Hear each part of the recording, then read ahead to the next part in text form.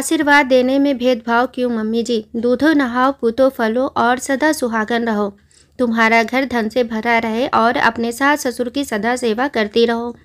लो बहू, इतने सारे आशीर्वाद दे दिए, फिर भी तुम कहती हो मम्मी जी आप मुझे प्यार नहीं करती। बताओ, कभी देखा मानो को इतना आशीर्वाद देते हुए? मंजू जी अपनी बहू नेहा से कहती हैं। नेहा बोली, मम्मी जी कभी मेरे खुद के लिए कोई आशीर्वाद दिया कीजिए, जैसे सदा स्वस्थ रहो और सदा सफल रहो, जो कि आप कभी नहीं कहती। मानती हूँ बुजुर्गों का दिया हुआ आशीर्वाद बहुमूल्य होता है, पर आपके इन सभी आशीर्वादों में कहीं न कहीं बस आपका ही फायदा है। मंजू जी बोली, वो कैसे? नेहा बोली, मुझे आज भी याद है जब मैं शादी करके आई थी तब आप कहती थी दूधो नहाओ पूतो फलो। 2 साल बाद आपको पोता मिला। उसके बाद जब आपको पता चला कि हम दूसरा बच्चा नहीं करेंगे तो आप कहती तुम्हारा घर धन से भरा रहे। अब धन तो इसी घर में आएगा, कौन सा मेरे मायके जाएगा। मंजू जी बोली, बहू तुम क्या क्या सोच लेती हो?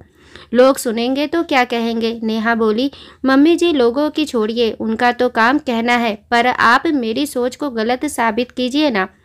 अब आप कहती हैं सास ससुर की सेवा करो, मैं रहती यहाँ हूँ तो सेवा भी तो आपकी ही करूँगी। मायके जाकर माँ बाप की सेवा तो करूँगी नहीं, फिर इन सब में मैं कहाँ हूँ? मंजू जी बोली, बहू मैं तुम्हें झोली भर भर के आशीर्वाद देती हूँ और तुम्हें पसंद नहीं आता। नेहा मुस्कुराकर बोली, मम्मी जी इन सभी आशीर्वादों में बस मुझे तब अच्छा लगता है जब आप कहती हैं सदा सुहागन रहो। उसमें कहीं ना कहीं आप मेरे बारे में भी थोड़ा सोच ही लेती हैं। नेहा के वहां से जाते ही मंजू जी अपने पति कौशल जी से बोली, सुना आपने बहू क्या कह गई? क्या माता पिता पति पत्नी को अलग अलग आशीर्वाद देते हैं? कौशल जी मुस्कुरा कर बोले, माता पिता तो अलग अलग आशीर्वाद नहीं देते, पर सास ससुर जरूर भेदभाव कर देते हैं। मंजू जी बोली, आप कहना क्या चाहते हैं? साफ साफ कहिए। कौशल जी बोले, ये धारणा बहू के मन में आज उत्पन्न नहीं हुई है। सास ससुर के लगातार बेटे बहू में भेदभाव कारण उसके मन में ये धारणा बैठ जाती है कि वो अपने बेटे के लिए अच्छा सोचते और बहू के लिए नहीं। जैसे बहू जब शादी करके आए थे तो पढ़ना और कुछ बनना चाहती थी, जो तुमने करने नहीं दिया। तुम्हें पोता चाहिए था, वहीं तुम अपने बेटे की नौकरी और तरक्की से बहुत खुश होती थी। तो कहीं न कहीं बहू के मन में ऐसे विचार उत्पन्न होना स्वाभाविक है। मंजू जी गुस्से में बोली, वो तब की बात थी, अपनी बात मनवा के आखिर वो नौकरी कर तो रही है, अब उसे मुझसे क्या शिकायत है? कौशल जी बोले, तुम उसके काम करने से खुश हो? कॉलेज जाने से पहले उसे इतने काम बताती हो कि हर रोज उसे लेट हो जाता है। जब भी वो जाती या आती कुछ न कुछ ताने मारती रहती हो। क्या कभी ऐसा व्यवहार तुम अपने बेटे के साथ करती हो? मंजू जी बोली, वो तो मेरा बेटा है, उसकी तुलना बहू से कैसे कर सकती हूँ? कौशल जी बोले, वही तो बात है, ये घर अकेले तुम्हारे बेटे के पैसे से नहीं चलता, बल्कि बहू का भी योगदान है। फिर तुम बहू के लिए क्यों नहीं सोचती? मंजू जी उदास बैठ गई तो कौशल जी बोले, मंजू एक बार सास नहीं बल्कि माँ बनकर सोचो, तो अपने आप तुम दोनों के विचार बदल जाएंगे। इतना कहकर कौशल जी अखबार लेकर आंगन में चले गए। देखते ही देखते सुबह के 8:45 बज गए। मानो दफ्तर के लिए निकल रहे थे। मंजू जी बोली, मानो 15 मिनट बाद बहू को भी कॉलेज जाना है, तुम उसे अपने साथ क्यों नहीं ले जाते? मानो बोले, माँ उसके चक्कर में मुझे घूम कर जाना पड़ेगा, वो अपने आप चली जाएगी।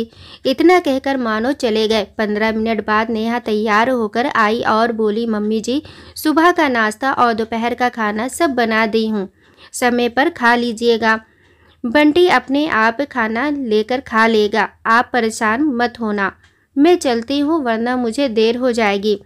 मंजू जी बोली, बहू थोड़ा जल्दी हाथ चलाती तो पति के साथ मोटरसाइकिल पर बैठकर जाती। नेहा उनकी कटाज भरी बातों पर मुस्कुराती हुई बिना जवाब दिए चली गई। समय यूं ही बीत रहा था। कौशल जी और मंजू जी की दवाई खान पान सबका ख्याल नेहा रखती थी, क्योंकि मानो को वक्त नहीं मिलता था।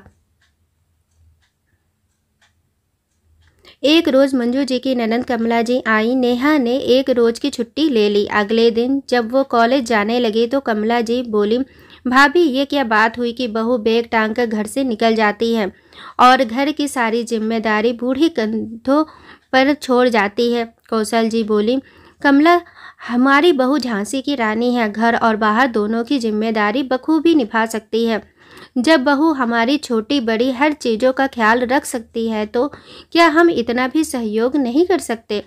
मंजू जी नेहा से धीरे से बोली, बहू देखना तुम्हारे जाने के बाद मुझे ये कितनी बातें सुनाएगी और 4 घर में बताएगी। थोड़ा जल्दी आने की कोशिश करना। हर रोज़ की तरह नेहा उनके पैर छूकर जा रही थी। बुआ जी बोली, ठीक है जाओ। कौशल बाबू जी ने मंजू जी की तरफ देखा तो मंजू जी नेहा के सर पर हाथ रखकर बोली, जैसे जा रही हो वैसे ही लौट कर आना। ये बात सुनकर नेहा के चेहरे पर मुस्कुराहट आई। समय यूं ही बीत रहा था। बुआ जी को आए हुए करीब 10 दिन हो गए। नेहा का काम बढ़ता जा रहा था, जिसे देखकर मंजू जी का हृदय परिवर्तित हो रहा था। अचानक बुआ जी के घर से फ़ोन आया तो उन्होंने जाने की तैयारी की। नेहा सुबह 5 बजे जागी, बुआ जी को खिलाया पिलाया और उपहार देकर विदा करने लगी। बुआ जी ने मानो को ढेर सारे आशीर्वाद दिए और नेहा की तरफ देखी भी नहीं। ये बात मंजू जी को बुरी लग गई। मंजू जी बोली, दीदी ये अच्छी बात नहीं है। आपने मानो को आशीर्वाद के साथ पैसे भी दिए और मेरी बहू के लिए आपके पास कुछ भी नहीं है। अगर आपका भतीजा नौकरी करता है तो मेरी बहू कोई खाली बैठी नहीं रहती। अरे कुछ नहीं तो स्वस्थ रहने का ही आशीर्वाद दे दो। अगली बार आओगी तो भतीजा नहीं बहू ही बनाकर खिलाएगी। कमला जी को उनकी भूल का एहसास हुआ और वो नेहा के सर पर हाथ रखकर बोली, सदा स्वस्थ और सुहागन रहो। कमला जी के जाते ही नेहा ने मंजू जी को कस कर गले से लगाया और बोली, मम्मी जी आज आप सास से मेरी माँ बन गई। आज का दिन मेरे लिए हमेशा यादगार दिन रहेगा। इतना कहकर वो कॉलेज जाने की तैयारी करने लगी। अब हर रोज की तरह जब भी नेहा जाने से पहले सास ससुर के पैर छूती, मंजू जी ढेर सारे उसे आशीर्वाद देती, हमेशा स्वस्थ रहो और तरक्की करो, जिसे सुनकर नेहा मुस्कुराती और वहीं कौशल जी बच्चों को मुस्कुराता देख खुशी से फूले नहीं समाते। अब मानो भी थोड़ी देर से निकलता और नेहा को कॉलेज छोड़ते हुए जाता। आखिर पति का भी कोई फर्ज होता है। दोस्तों, आशा करती हूँ कि आप लोगों को यह कहानी ज़रूर पसंद आई होगी। कहानी पसंद आई हो तो प्लीज़ चैनल को लाइक शेयर एंड सब्सक्राइब करें। Thanks for watching.